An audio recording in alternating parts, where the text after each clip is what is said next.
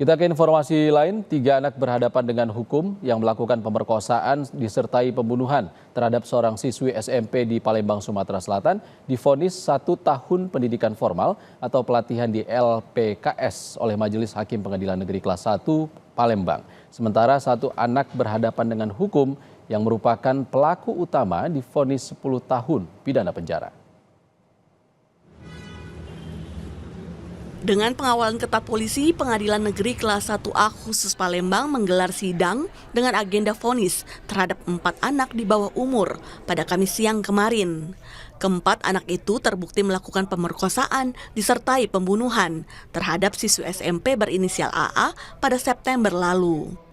Dalam sidang tersebut, 3 anak berhadapan dengan hukum berinisial MZ, NS, dan AS. Divonis 1 tahun pendidikan formal atau pelatihan yang diadakan pemerintah di Lembaga Penyelenggaraan Kesejahteraan Sosial atau LPKS di Indralaya, Kabupaten Ogan Ilir.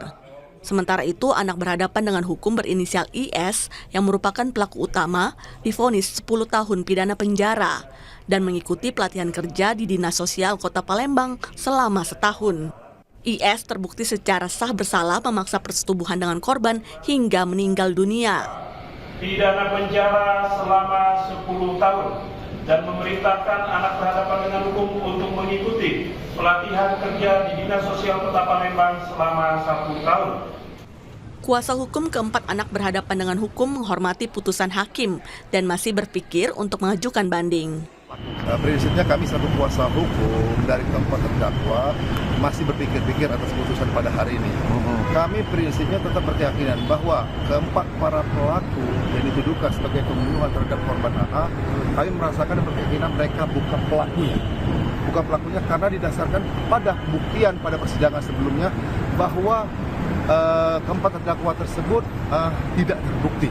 Namun putusan hakim kita hormati, kita hargai, dan kami akan pikir-pikir selama beberapa hari ke depan ini apakah kami akan menyatakan banding atau tidak. Sementara itu, usai mendengarkan vonis majelis hakim, orang tua korban menangis. Kuasa hukum korban juga mengaku kecewa dengan putusan tersebut karena dinilai tidak adil. Kenapa hanya cuma 1 tahun? Itu yang pertama. Yang kedua, mereka berempat itu terbukti menyatakan mereka melakukan kejahatan, mengakui. Dan kita semua sama-sama dengarkan kejahatan apa yang mereka lakukan. Bahkan orang tuanya pun tidak ada yang meminta maaf sama korban. Mereka membuat demo, onar, dan lain-lain.